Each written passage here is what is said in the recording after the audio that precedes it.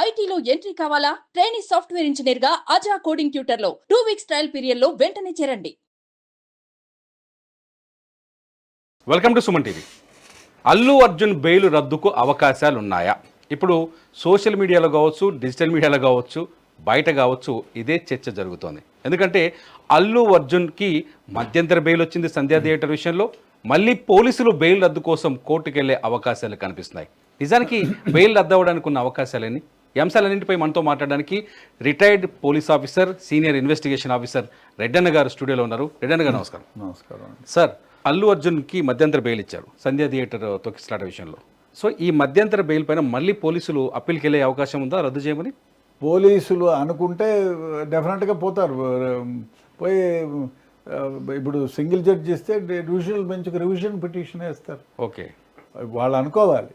అంటే అనుకోనడానికి అభ్యంతరకరం ఏమిటి అనేది ఆలోచన చేస్తారు. అంటే బెయిల్ రద్దుకు వేయాలా వద్దా? సీనియర్లో ఉంటారు కదా, సీనియర్ పోలీస్ ఆఫీసర్లతో దీని మీద ఒక మాట్లాడుకొని వేయాలి అనుకుంటే డెఫినెట్గా రివిజన్ పిటిషన్ పోతారు. మామూలుగా వేయాలంటే వేస్తారు. ఒక పెద్ద కాంట్రవర్సీ అయితే డెఫినెట్గా పోతారు.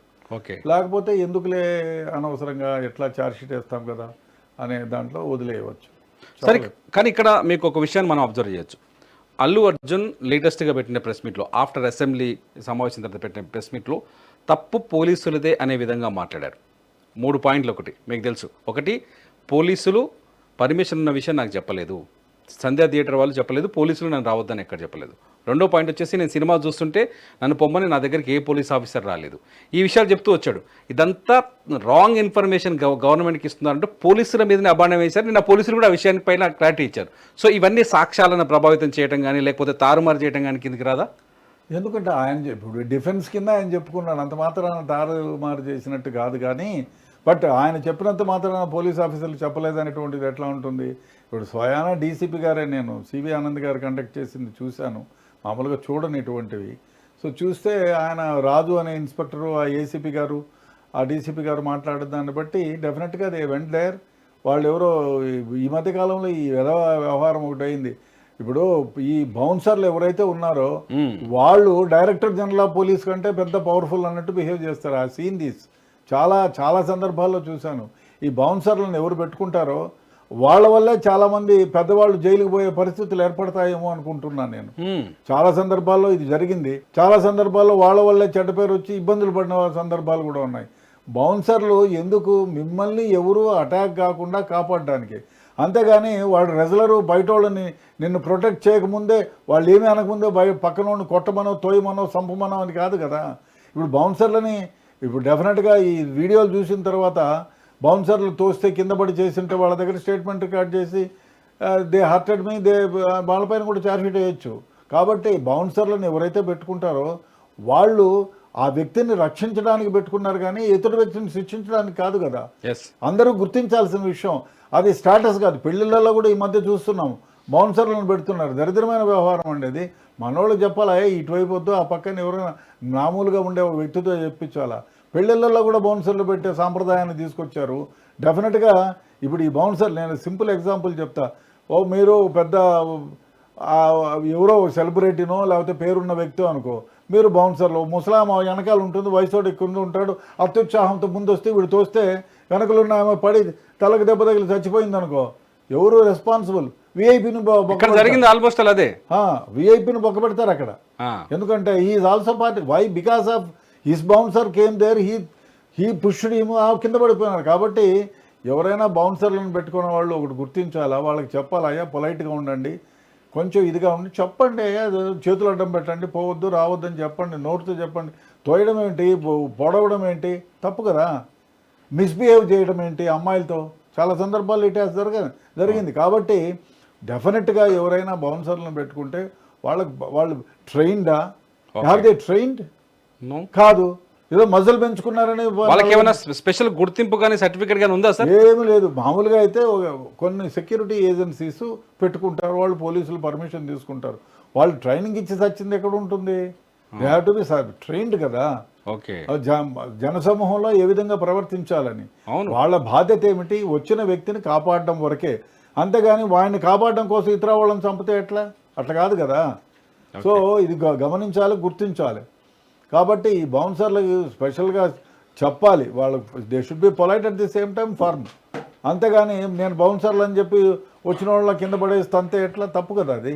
ఓకే. సో బౌన్సర్ల వ్యవహారంలో కొంచెం కాఠిన్యంగానే వ్యవహరిస్తారు కాబట్టి అది వాళ్ళపైన కూడా ఛార్జ్షీట్ ఇట్లా జరిగిన సందర్భాల్లో ఈ కేసులో వాళ్ళ మీద నోట్ ఇచ్చే అవకాశం ఉందా సార్? వాళ్ళకి చూస్తారు వీడియోలో, వాళ్ళు కూడా ఎక్కడైనా ఆ విధంగా ప్రవర్తించినారంటే డెఫినెట్గా ఛార్జ్షీట్లో వేసే సందర్భాలు ఉన్నాయి, వేస్తారు కూడా. ఒకవేళ I don't know how they behaved there. Okay. So ఇక్కడ తొక్కిసలాటలో వీరిని అక్యూజ్గా, ఇప్పుడు విఐపిని అక్యూజ్గా చేయడానికి కారణం ఏమంటే మేము we have not given permission, that has to be established. పోలీసులు పర్మిషన్ ఇచ్చి రిటర్న్ పర్మిషన్ ఇస్తే రిటర్న్ పర్మిషన్ ఇస్తారు. For that you have to pay some challan and all that.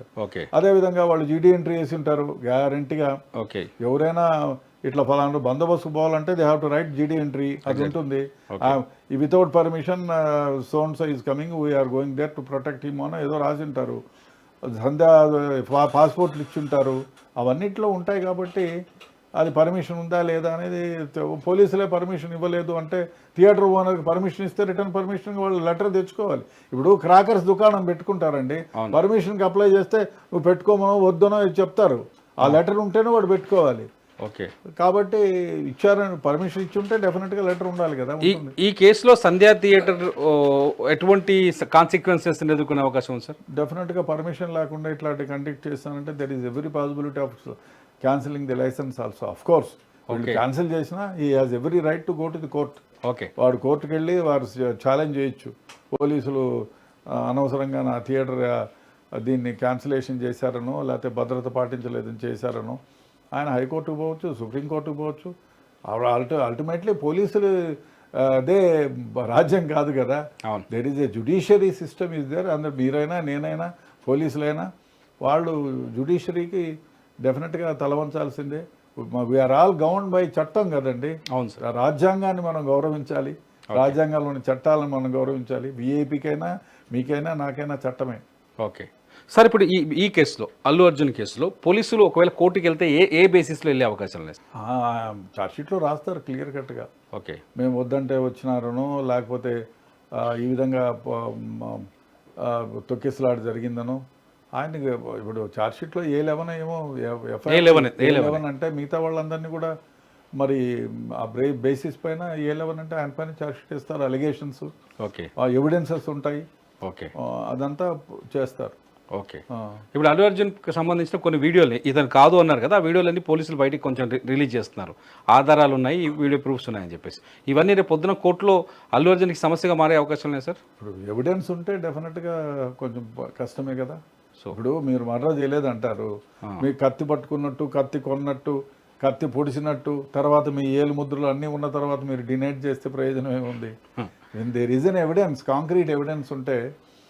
ఆ ఎవిడెన్స్ లేకపోతే పోలీసులైనా ఏం చేయలేరు, జ్యుడిషియరీ కూడా ఏం చేయలేదు. ఓకే. మీ మీద ఆధారాలు ఉంటే డెఫినెట్గా పోలీసులు కేసు పెడితే శిక్ష పడే వ్యవహారం ఉంటుంది. అదే పోలీసులు ఫాల్స్గా పెడితే కేసులు వీగిపోతాయి. చాలా సందర్భాలు మీకు తెలుసునో తెలుదో, చాలా సందర్భాల్లో ఫాల్స్ కేసు పెట్టినందుకు పోలీస్ ఆఫీసర్లను కూడా ప్రాసిక్యూట్ చేసినారు. కాబట్టి పోలీసులు తప్పుడు కేసు పెట్టినా వాళ్ళకే శిక్షించబడతారు. న్యాయంగా నీతిగా పెడితే ఎవరైతే అగైనెస్ట్గా విట్నెస్ ఉన్నాడో, అక్యూజ్డ్ ఉన్నాడో ఆయన్ని జైలు శిక్ష పడుతుంది. ఇటువంటి కేసులు సాధారణంగా ఎంతవరకు పడుతుంది సార్? చెప్పలేము, వాళ్ళు ఏ సెక్షన్లో అట్రాక్ట్ చేసి ఆయన పెట్టారో చెప్పలేము కదా. 302 డైరెక్ట్గా పెట్టినారా, అది అబైట్మెంట్ ఏం చెప్పలేము, వాళ్ళు ఏం పెట్టినారో, ఏ విధంగా చూసినారు. ఎందుకంటే ఎఫ్ఐఆర్లో ఏముంది, తర్వాత విట్నెస్లు ఎవరెవరిని ఎగ్జామిన్ చేశారు, ఆ విట్నెస్లు ఎంత గ్రావిటీ ప్రకారం చెప్పారు అనేది ఆధారపడి ఉంటుంది. పోలీస్ ఇన్వెస్టిగేషన్లో తేలుతుంది. ఇవాళ కాకపోయినా రేపు ఛార్జ్షీట్ వేస్తారు. రద్దుకు ఛాన్స్ ఉందా సార్? బెయిల్ రద్దుకు ఛాన్స్ ఉందా? బెయిల్ రద్దు కంటే చెప్పలేము పోలీసులు ఏ విధంగా తీసుకుంటారు అని. ఓకే. అంటే ఏముందిలే పోతే పోన్లే బెయిల్లో అనుకుంటే ఓకే, లేదు ఇది చాలామంది ని ప్రభావితం చేస్తుంది, చాలామంది వ్యవహారంలో చెడ్డ పేరు వస్తుందనో, ఇంకో పోలీసులు అనే అభాండాలు వేస్తున్నారో, చెడ్డ పేరు వస్తున్నారో అనుకోను వాళ్ళు ప్రెస్టేజ్ ఇష్యూగా తీసుకొని కోర్టులో వేయొచ్చు, రివిజన్ పిటిషన్ ఫైల్ చేయొచ్చు. వీళ్ళు ఫైల్ చేసినంత మాత్రాన జుడిషియరీ అగ్రి కావాలని బెయిల్ క్యాన్సిల్ కావాలని ఎక్కడా లేదు. వారు విచారించి వారి విచక్షణ జ్ఞానంతో ఇది చట్ట ప్రకారం we have granted bail, there is no need to further review for this petition అని కోర్టు వారు దాన్ని కొట్టేసిన సందర్భాలు ఉన్నాయి. కొట్టేయచ్చు కూడా, చెప్పలేము. ఓకే, అలో చేస్తే మళ్ళీ జైలుకి పోవాల్సి ఉంటుంది, రెగ్యులర్ బెయిల్ వస్తుంది. అట్లేదు there is nothing matter to look into this అని చెప్తే బెయిల్ గ్రాంట్, అదే బెయిల్ని గ్రాంటింగ్ అయిపోతుంది, కంటిన్యూ చేయొచ్చు. కంటిన్యూ చేయొచ్చు. Thank you sir, thank you so much. మంచి విషయాలు చెప్పారు.